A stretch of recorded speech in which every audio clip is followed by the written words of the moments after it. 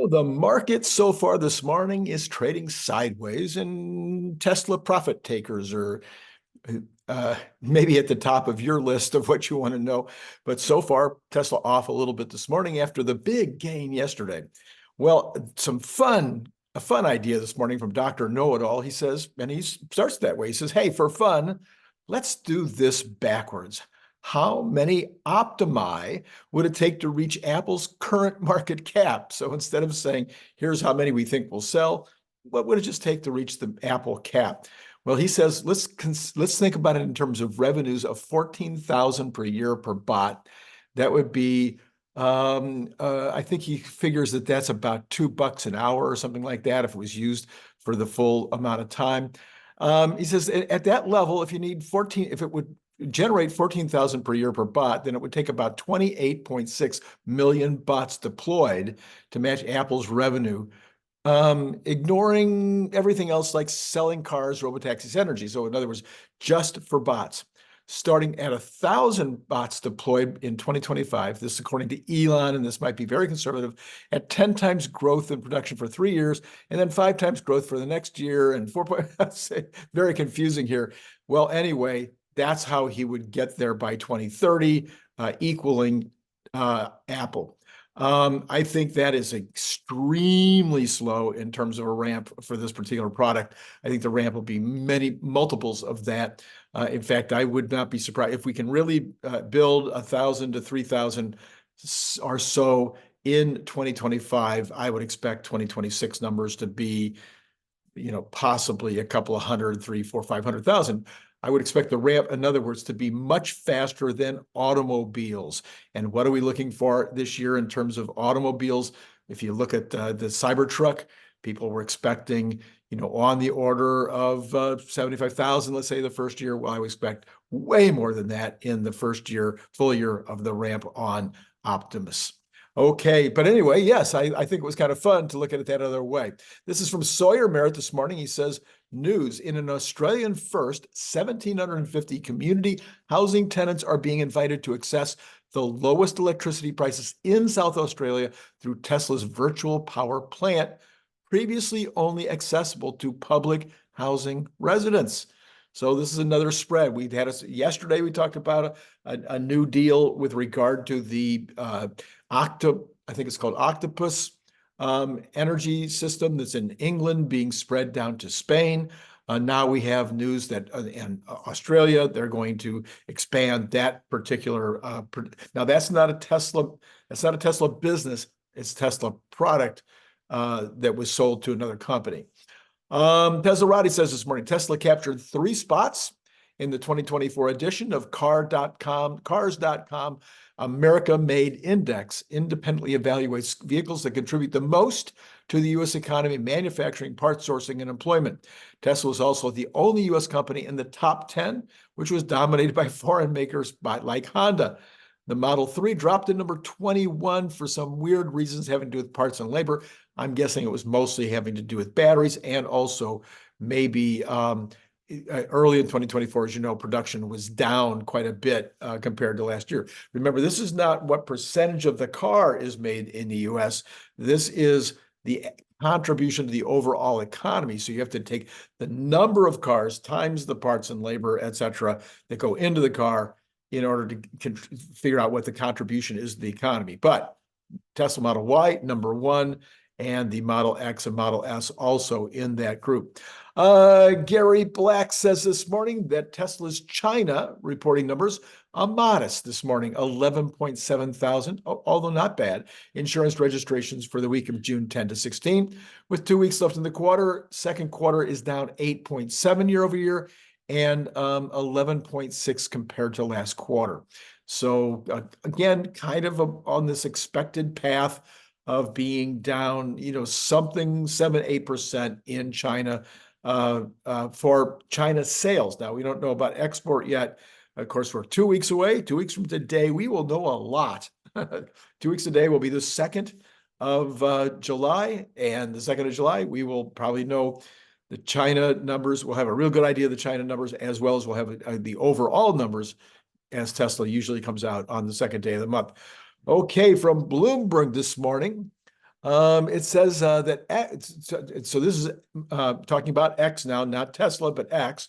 So X, as you know, plans to get into the payment business and compete with the the Squares and the those folks out there.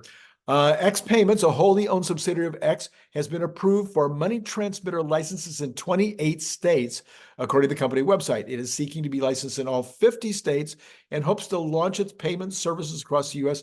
later this year. Emails show the company is preparing for a multi-year process to get the permits it needs to operate nationwide.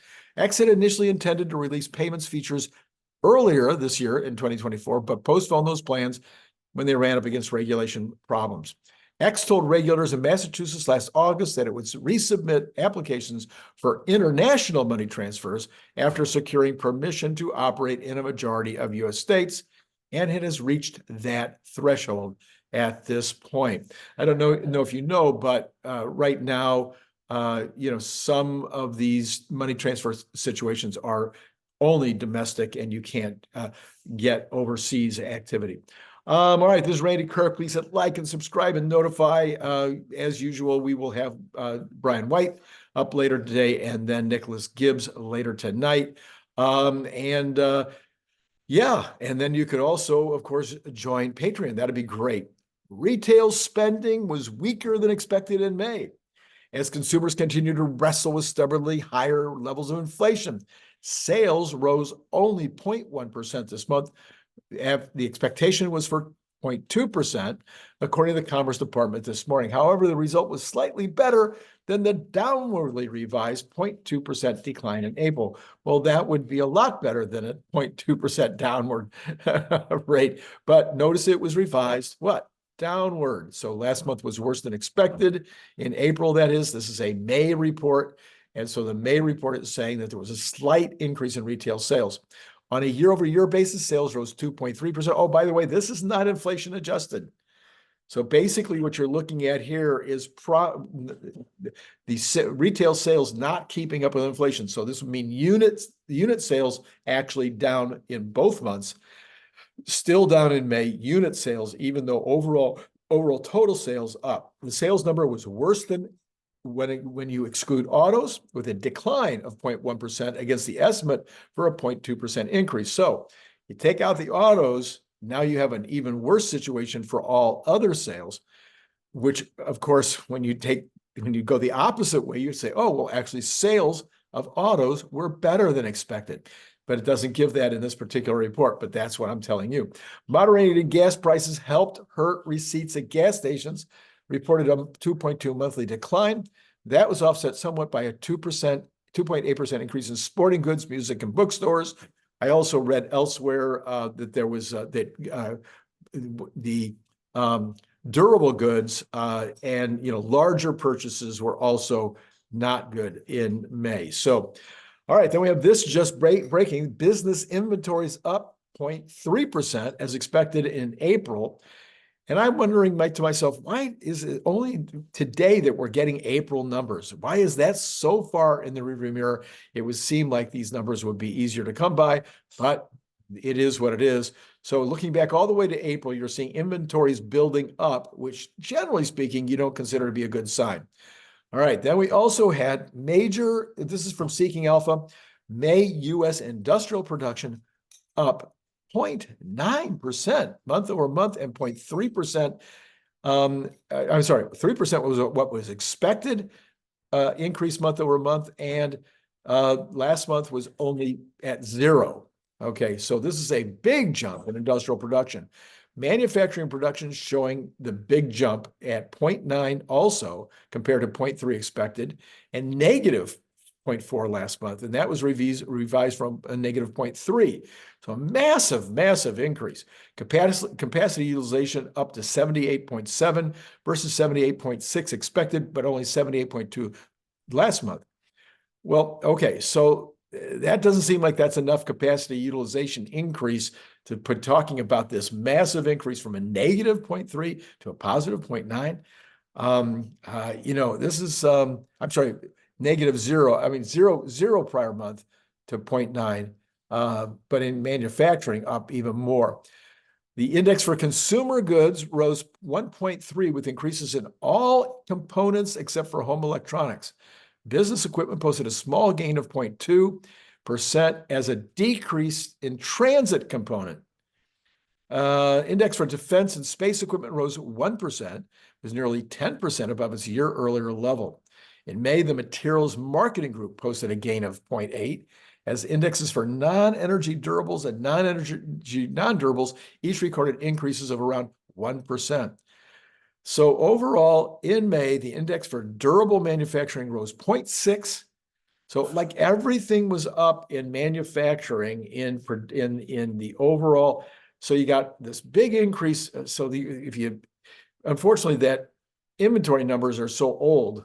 But what you're showing right here is you've got this increase in production, capacity utilization up, but retail sales not. So that could be troubling, and overall, that may be why the market is sideways this morning.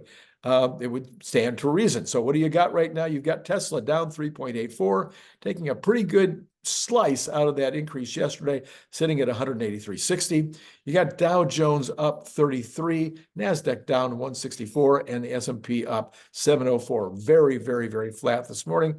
You got the Magnificent Seven all down except for NVIDIA, which is up $2.30, which will be 20. Remember, that would be 23 if we were back pre-split. You've got the Cathie Wood stocks mostly down this morning, with only Square and Inseego up. Okay, so let's see percentage-wise. Well, percentages, we're not even going to bother with the percentages this morning. Like so flat, it's like 0% on everything. Tesla is slightly turning up. We'll check that again in a minute. Let's go ahead and take a look at the rest of these markets and how they're being impacted this morning. You've got oil barely up, but continuing up, 66 cents this morning at 80.99. You've got Brent at 84.78. So slightly down in terms of that spread. Natural gas, I skipped the bonds, didn't I? Oh, yes, we must go back. Natural gas up 208 after being down the last couple of sessions. So that is now at 2.847. Let's go back to those bonds. 10-year down 2.5 this morning, after being up a lot yesterday. So 10-year down 2.5 basis points, 2-year down 4.1 basis points, and the 2-month down 0.9 of a basis point. So that would mean the inversion on the 2-year has dropped a bit this morning, not a lot, just a tiny bit. But the to the 2-month is actually spreading wider again, still way over 100 basis points on that one. Okay, let's go ahead and look at the rest. I have all this stuff coming into my system right now, messing up my ability to see what I'm doing. So let's see here. Okay, back to, we've got the gold up $10 at 2,339, trading in a range. Silver up 0.23%, 29.46, still under 30. Copper dropping a bit, down 1 and almost 2 cents at 4.30 this morning. 4.430. And then you've got the dollar wobbling, it says. That's the headline, wobbling. So not going everything's wobbling this morning. Not well, except Bitcoin, way off, 17.79 this morning at 64,945. That's a big drop. But it's been, I think it was lower over the weekend, if I remember right. And I don't follow Bitcoin, so excuse me, I might be wrong on that. And then, okay, so that's the whole list. Let's go back and see if Tesla has continued to improve. Still down 365. So that's where we are sitting right now. Markets in general still completely sideways. No real directionality this morning. So remember that yesterday we had a phenomenal Brian White video where we talked about what was going on in Muskegon with breaking news on that one. I'll put that card up right here. This morning we'll have Brian again, and then Nicholas Gibbs for this evening show. And then, of course, would love to have you take the minute right now to go down to Patreon and participate in helping to produce the show. That would be phenomenal. phenomenal. You know what? I'm not going to be able to do that. I'm going to stop trying while I'm not ahead. This has been great talking to you.